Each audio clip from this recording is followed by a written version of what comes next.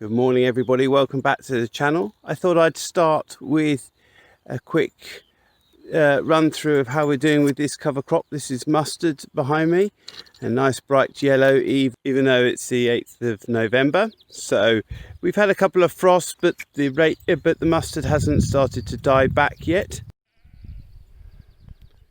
It's a little bit sort of foggy this morning. We're in the bowl behind Wendover, and most of this mustard, these two fields, both this one and the one behind, haven't been sprayed.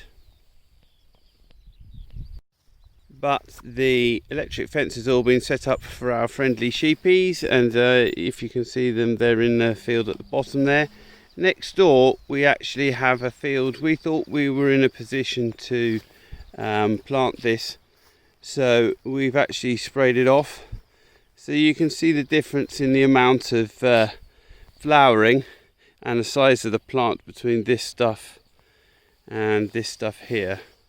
So quite a contrast, and it was walking really well. So we will be planning to try and drill this probably this week, certainly this field here, and I'll take you down the bottom to where the sheep are, because that's probably also on the planting, as a planting opportunity. And I'll also show you, a couple of weeks ago I showed you where we'd been drilling, and the fact that the sheep take all the leaves off and leave the stalks, and the root bore is still there holding the soil together, so that when the coulter goes through it holds the soil together and stops bulldozing.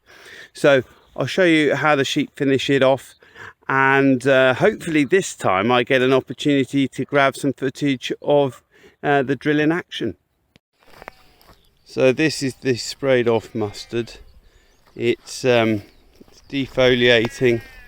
It's probably shrunk back to knee height, I suppose. It's shrunk back to knee height, whereas the fully yellow stuff on the next door is well above belt height. So, and in the bottom you can still see the glyphosate has penetrated the bottom, and it's killed off some volunteer wheat, but it's certainly taken out the mustard, but the stalks remain intact. And you don't want it to die back too much. You want to get it whilst the stem has still got some integrity. So one of the ways of identifying when you're about finished with the mustard is the fact that you can see the sheep, because when you first put them in the field you completely lose them. And the other thing is that they tend to move from one side of the field to the other. I think they struggle with walking through it, so they tend to clear one area and then gently move forward through the field. So starting on one side and moving to the other. So they're finishing on this side. They started at the far end. So we'll get a bit closer and I'll show you what it looks like. So here we are with the sheep, and this is the effect. All the leaves have been reduced and you've just got a big pile of stalks. There they are, happily, hence why you can see them, because the stalks have all gone. And